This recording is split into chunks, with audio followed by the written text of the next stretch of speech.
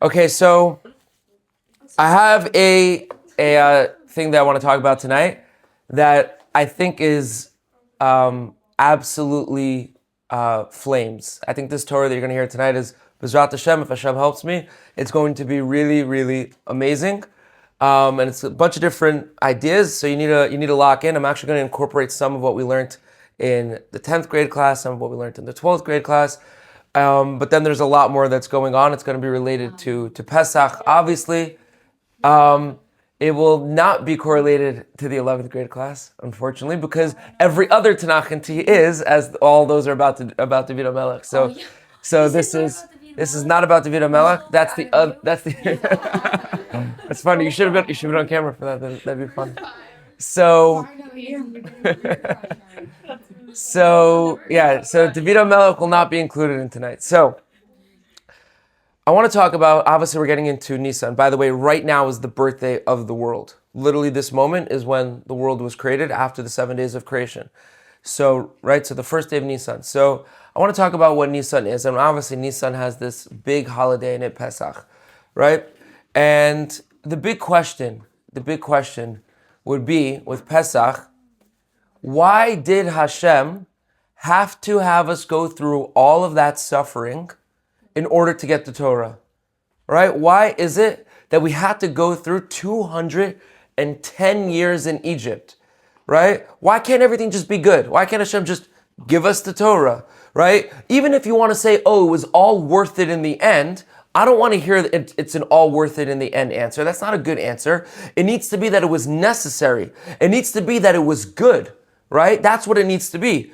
And we know from Seder night that this is how what's the reason why on Seder night we act like a poor person, but we also act like a rich person? We eat matzah, but we drink wine. Why? Because the idea is that the whole time we were poor, really we were rich. All of the bad was not just that the bad was worth it for the good, but all of the bad, it was really good, right? And by the time you get to the end of Seder night, you're celebrating that and you realize that all of the bad was actually good. And all of Mitzrayim was actually good. So it's just as good as the Torah. It's not necessary. It's not that it was worth it. It's that it's just as good as the Torah. What does that mean? How does that make any sense? That's the question that we're going to try to answer tonight.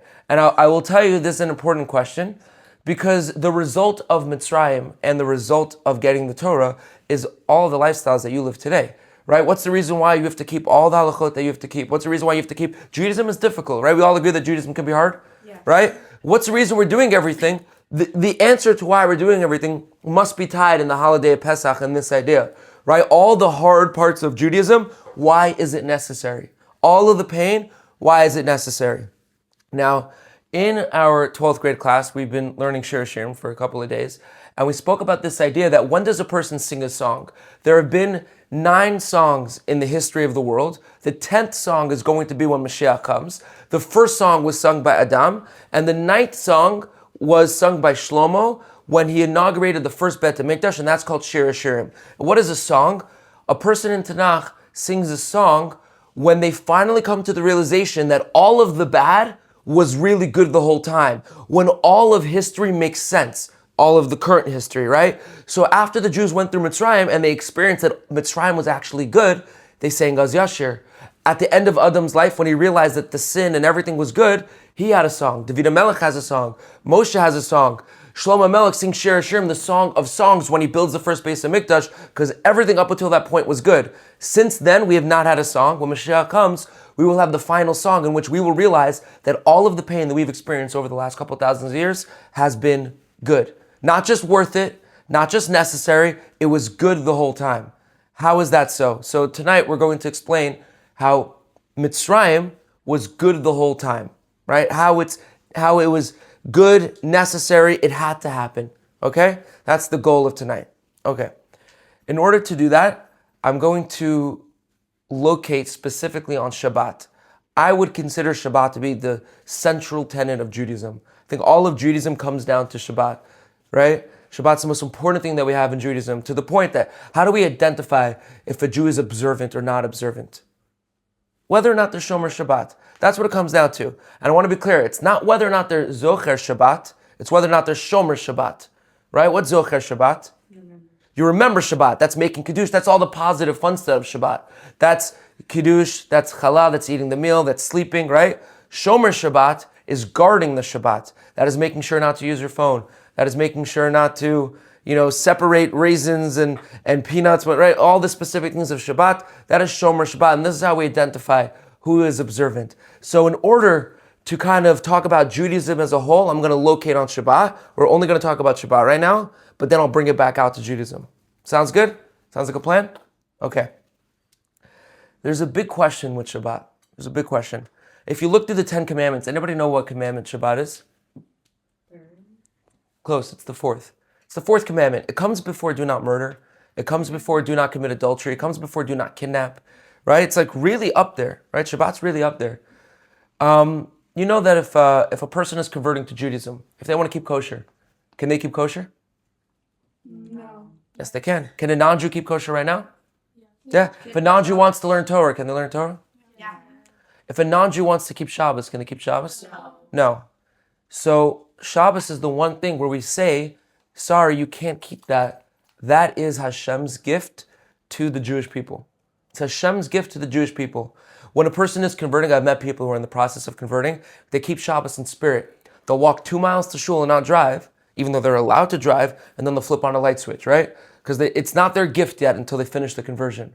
Shabbat is the gift to the Jewish people, right? Anybody here know what the punishment for breaking Shabbat is? Death. Now, I want to be clear, it didn't happen often, right? Because in order for somebody to be killed for breaking Shabbat, they would have to do it in front of 2 witnesses. The 2 witnesses would have to warn them. They would have to do it anyway, and then they would be killed, right? But, a strict bet din would kill somebody once every 70 years. It wouldn't happen often, but still, in theory, what is the punishment for Shabbat? Death, right? It only happened if somebody really had a death wish. It wasn't like somebody's breaking into your house, but still, in theory, the punishment is death. Okay, Shabbat is the ultimate gift, and the punishment is death. Imagine I come to you right now, and I tell you, here is a brand new Ferrari. Is that, we all agree that's a nice gift? Everybody would accept the gift? What if I told you, here is a Ferrari, but if I ever catch you in another vehicle ever again, I don't care whether you're taking an Uber, I don't care whether you are in China, I don't care whether you are in Italy, Portugal, whatever it may be, if you get into another car, I will find you and I will kill you. Are you still accepting this Ferrari? Yes. Yeah, you're really that desperate for the Ferrari? Either way, even if you want to call the Ferrari awesome, right? We all agree a Ferrari is awesome, but it's lost its status as a gift. As a matter of fact, you might even call it a curse, right? You might say this Ferrari is a curse. Well, Shabbat, even if we say Shabbat is awesome, doesn't it sound like a curse now? Keep Shabbat. Here's my gift to you. Nobody else can have it except for 0.02% of the world population. Only you can have it. But if you break this, it's once a week, by the way, if you break this, I will kill you.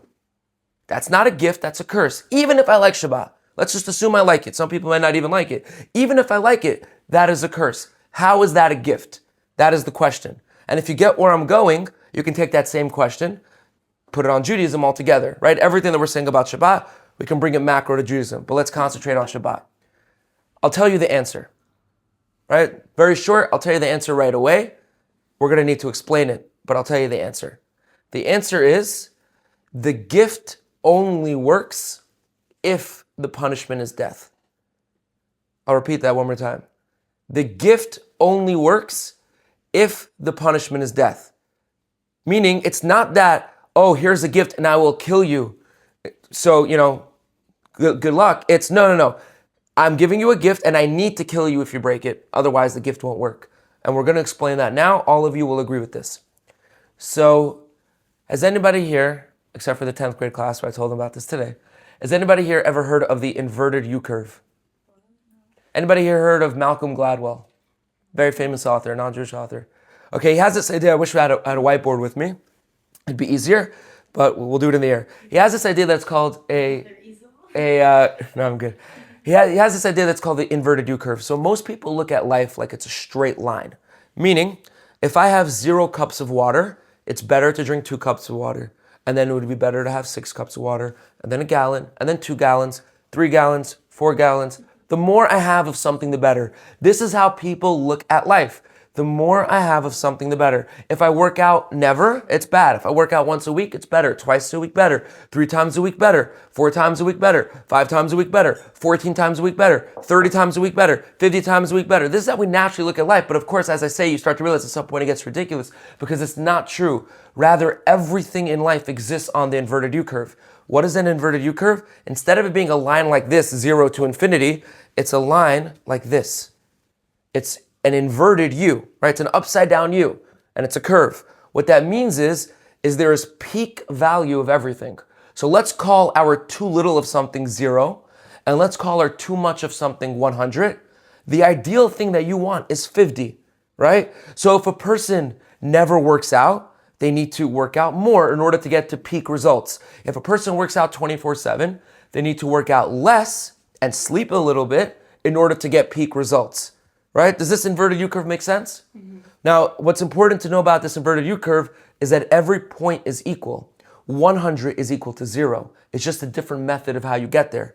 If you never drink water and you're on level 0, your cells will shrivel up and die. If you drink too much water, your cells will burst and die. Bottom line, 100 and 0, it results in death. The method is just different, right? 0, you're going to need to drink more water to get to peak value. And for 100, you're going to need to drink less water to get to peak value. 1 and 99 are equal. 2 and 98 are equal. Everything makes sense so far? Okay. Which means if we're over here and peak value is here, if I'm on level 25, if I want to get to peak value of something, what do I need to do in order, whatever it may be, I need to have more of it to get to my desired results. But if I'm at 75, what do I need to do in order to get to my desired results? Less. So in that case, less is more, right? In that case, less is more. The second more meaning better, right? Better value. Everything exists on this inverted U curve. I'll give you an example right now before we get into what I'm trying to get at. If you were to walk into Nike right now and they only had one type of shoe, do you think they would benefit from having 2 types of shoes?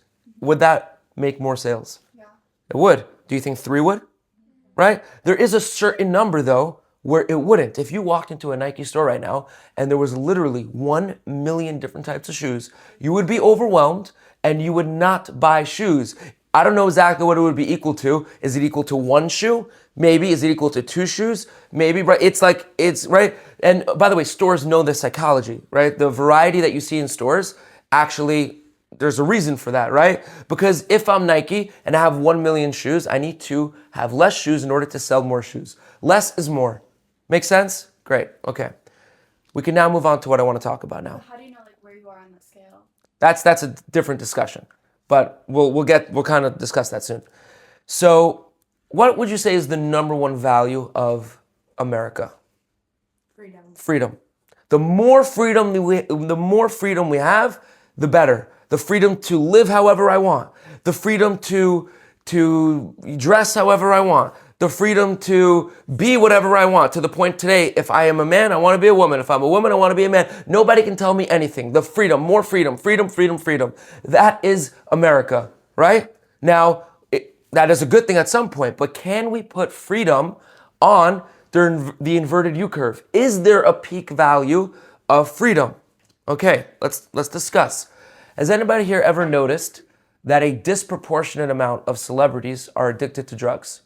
When I say disproportionate, I'm not saying all celebrities are on drugs. What I'm saying is, if you were to take the percentage of celebrities versus the percentage of regular society, who do you think has more drug issues? Why is that? What's causing that? Well, I'm not talking about drugs to make you skinny. I'm talking about the type of drugs that ruin your life. So, I'll tell you, it's not too much fame. It's not too much money. It's not even too much time. It's too much freedom. Money and time together equals freedom. So let's think about this. If I am at level 0, right, of freedom, I'm in a jail cell. Do I have the ability to get addicted to drugs in a jail cell? No, I do not. I have no access. I cannot leave my jail cell. I have no access to drugs. Let's say I am a single mom with 4 kids and I have to go to work every day to support my family. Do I have the time and the money to get hooked on drugs? No, right? Now, let's say I would put that single mom not at peak value of freedom, right? She's, maybe level 20 of freedom. She could have a better life, right? Where she could do more with her life. But let's talk about, a CEO of a decent company who can take off when he wants, but he's married, right? He has children. He has time to go on vacations, but still what? Or she. But still, when he or she gets up in the morning, they have things on their plate. Do they have the freedom to get addicted to drugs? Maybe more than the other examples I gave, but not necessarily. Well, they still have a lot of responsibility on their plate that they can't necessarily walk away from all the time. But now let's talk about our celebrity. If Justin Bieber right now, and I'm not picking him because he has addiction issues, I'm just saying somebody of his caliber, and I can name a million celebrities, The Rock, Kim Kardashian, right? There's so many people you can name. Do they have a reason to get up in the morning? They can get away for years and years on years because of the money that they have and the time that they have. They can get away with it that when they wake up in the morning, they can do absolutely do nothing. They can absolutely do nothing. Now, I'm not saying the Kardashians may give them, right? They stay busy. That is a skill when you have that amount of money. It actually takes a skill. But you have many celebrities who end up becoming addicted to drugs. Why? Because they have the time, they have the freedom to get addicted to drugs. They have no responsibilities. That is why they're getting addicted to drugs. You know what they have? Too much freedom. Have you ever heard an addict say, I am a slave to my addiction? Yeah. You're not a slave. You know who's a slave on our inverted U curve of freedom? Zero. Zero is a slave. Well, if you have too much freedom and you get to 100, remember 100 and 0 are the same. So if you have too much freedom, what do you end up as? As a slave. It's the same thing as 0. The difference is you're not a slave to someone else. You're a slave to your own inhibitions. How does an addict help themselves? How do they get rid of their addiction? Rehab. You know what rehab is? Rehab is putting yourself in a jail, putting yourself in confinement. It's less freedom. But if you're holding at level 100, less is more. You need less freedom to get peak value of freedom. You need freedom from freedom because too much freedom can be slaving. Right? Makes sense? Freedom from freedom because freedom can be slaving. Yes, Emma. Are we relating this to Shabbos? We're going to get there in a moment. Yes. So, I know. Just don't worry. We're gonna piece it together. Everybody with me? Yes. Yes. Somehow this will all come back to Shabbos and Pesach. So, correct. Everybody's with me so far? This all makes sense? Okay. So, somebody who is an addict, they can become a slave to their addiction. They need to go into rehab because less is more. It all makes sense. Okay. Has anybody ever heard somebody say, Shabbos is too restrictive? Shabbos is a lack of freedom. That's probably the number one complaint about Shabbos. I want to go on my phone, I want to watch a movie, I want to go to the beach. If it was really about me relaxing, let me just chill, right? Right? We'll get there. You're onto it, but we need to hash it out a little bit more. And we can macro this. You can go to Judaism and say the whole thing is a lack of freedom, right? The whole thing is a lack of freedom. I want freedom, right? Okay, well, when did we accept Judaism? When did we accept Judaism upon ourselves? Which holiday? But which holiday leads to that? The holiday coming up. What's it? Pesach. Pesach is the holiday of freedom. Okay, but is it freedom? I'm taking on all this achrayus,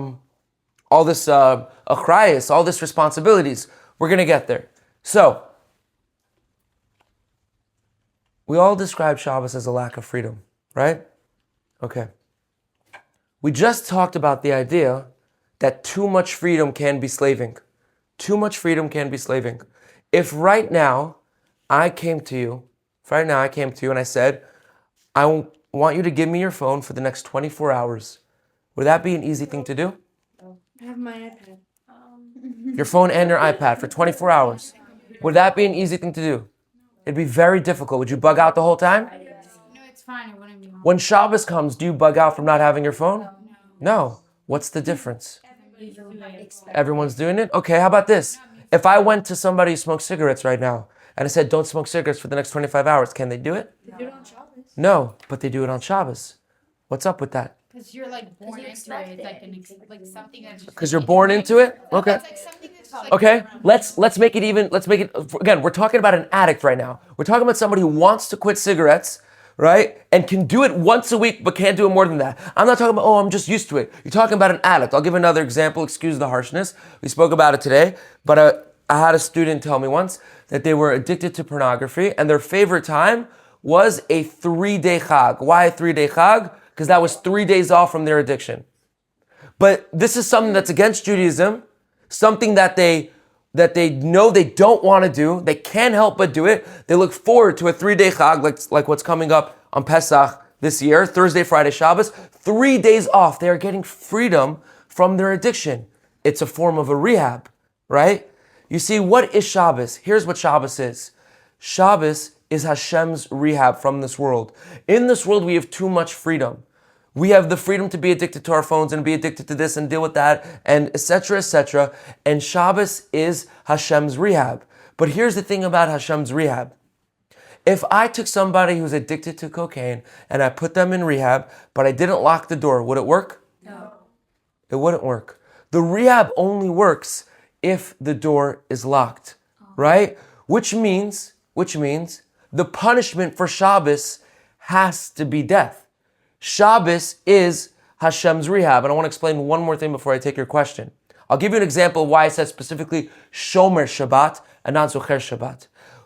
Let's talk about people who are traditional. They eat Friday night, they enjoy Shabbat, they love Shabbat, but they'll go on their phone, right? So anybody here ever procrastinate for a test? Is that a good feeling while you're procrastinating? It's been 2 weeks. Imagine you have a giant essay. Due on Sunday night. Friday morning, I got to get started on this essay, right? Right? And you're procrastinating. Does it feel good? It doesn't feel, even though you're not doing the essay, you don't have peace of mind, right? You're playing a game on your phone. You're doing whatever you're doing, and you're feeling the weight of that essay. It comes Friday night, and all of a sudden, your essay is gone. Why? Because you know there's nothing you can do about it. Just like the cigarettes are gone when Friday night shows up, just like the phone is gone, because you know there's absolutely no way I can do it. It only sits on your head if you know, hey, I can pick it up. You drop your problems off Friday night and you pick them back up Motzei Shabbat. Right? What'd you say? I think that's when you regret it the most because then you're like, oh, I can't do anything and like I'm so dumb for not doing it. No. Beforehand? Yeah, but you can still. But then you say, "What? I can't do anything about it now." Right. So again, you'll pick that problem up Motzei Shabbat. I'm not saying it's not going to hurt Motzei Shabbat until the essays due Sunday night. On Motzei Shabbat, exactly. As Emma is saying, because you can't do anything about it from Friday night until Motzei Shabbat, the essay does not exist. Will that essay come hit you in the face Motzei Shabbat? Yes. Right? If you're somebody who's not Shomer Shabbat, you won't get that experience. If you're somebody who goes on their phone on Shabbat, then when Friday night hits, that essay's still hanging on your head because you can do it. Maybe you try not to do things on Shabbat, but if it's really important, you will, right? And I know, again, everybody here is teenagers, but the older you get, the more special Shabbat becomes because the more stresses that you have in life and the more bills that you have and the more things you have to worry about and the more essays and jobs and whatever it is, the more Shabbos becomes the ultimate day of freedom from this world. On our inverted U-curve, the world exists over here. And Shabbat puts you at peak value of freedom, which is why everyone loves and enjoys Shabbat so much, because there's nothing weighing on their head of, I need to do this essay, oh, I'm just bugging to get on my phone, right? It's freedom from freedom, because freedom can be slaving. Shabbat is not a lack of freedom, it is pure freedom. I know it seems like it's less freedom, but where we exist, less is more. It's freedom from freedom, yeah. But all the whole Torah and stuff, and what the rabbis comments on it, it was so long ago that the world's so different. It's that with kosher, you can't bathe the calf in its mother's milk, but it turned into this whole thing. So how is it? So what you're getting into specific halachot and how they apply. Obviously, right now I'm not doing that conversation. I am doing a macro esoteric idea of what these things represent as a whole. I'm not getting into the nitty gritty. We could do that at a different time, but we got to try to stick with this now because we're still in the middle of this idea. But we could discuss it after if you'd like. Yeah.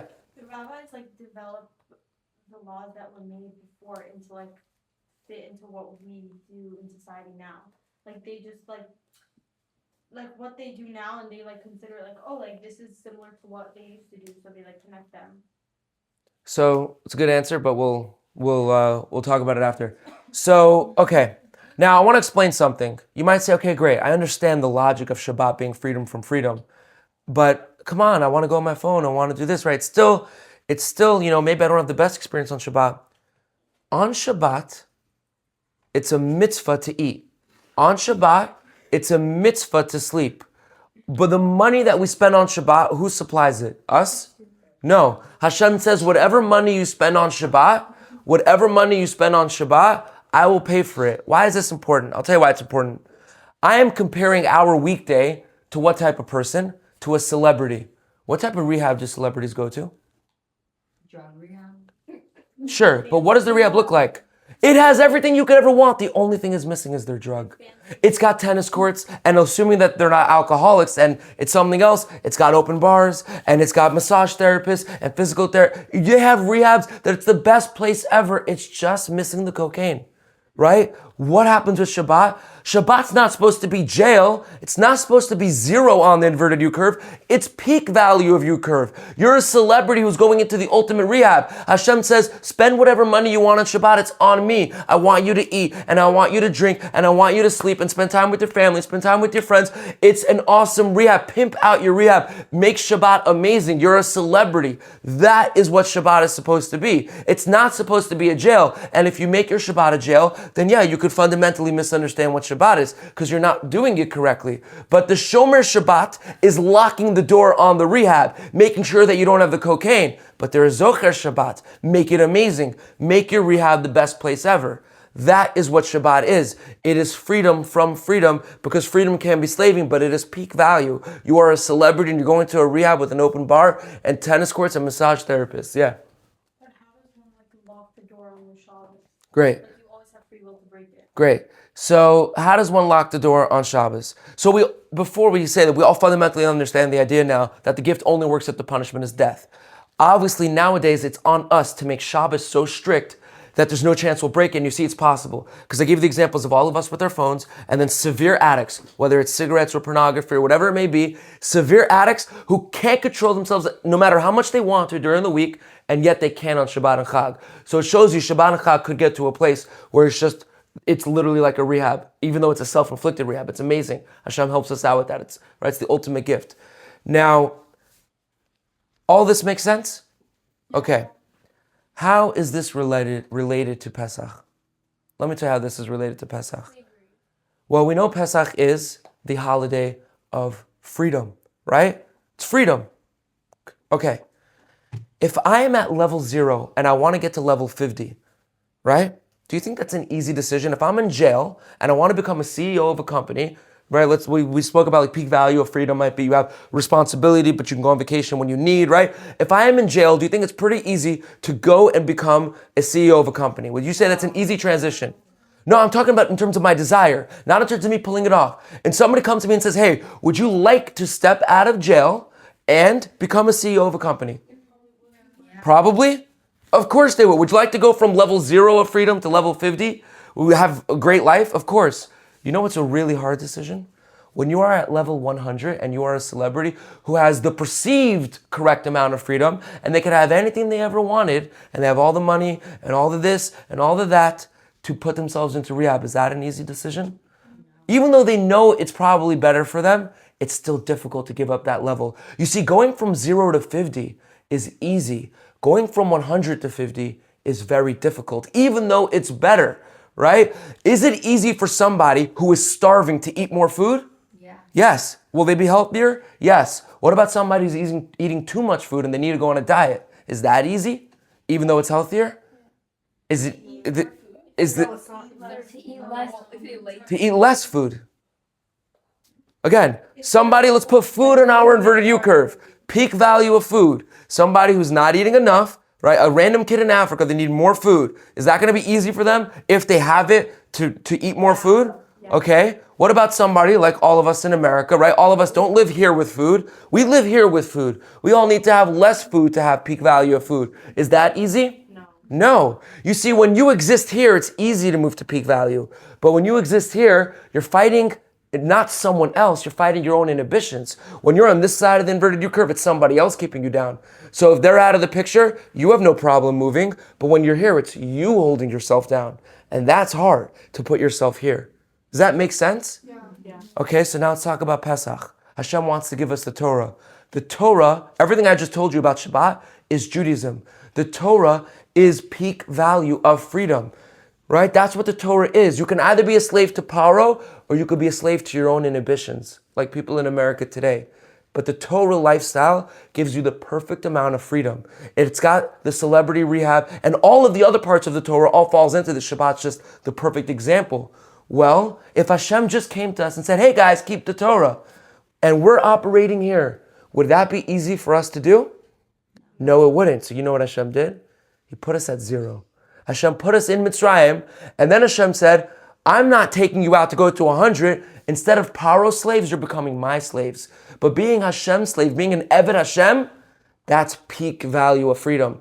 Pesach is the holiday of freedom, but the whole time we're like acting like a poor person, acting like a rich person, because that's what it is. It's the balance of the two. It's not rich and just me acting like a king because I get to do whatever I want. It's a king who has a responsibility to a people, right? That is what Pesach is. It's the holiday of freedom. You're going from 0 to 50, not from 100 to 50, because that's not possible. That is really hard. And so therefore Mitzrayim had to happen. The Torah doesn't exist without Mitzrayim, and the whole time it's now good, because the only way for this to happen is good, because it'd be too hard for us to go from 100 to 50. Hashem did us a chesed by putting us into 0. That way we can accept the peak value of freedom. And this is why Pesach is the holiday of freedom. Yeah. Any questions, comments, concerns? Right, so that's all. All right. Yeah. How does everyone feel about that? Does that explain Judaism now? This is what's been given to you. This is your heritage that's being handed down. It's not like this thing that your parents want you to keep and your rabbis want you to keep. No, they're giving you the best life, peak value of freedom for life. I know sometimes it seems like it's not. And by the way, everybody struggles with that. I'm not saying that I live here living a peak value of freedom. I struggle with it, right? There's many times where I go past.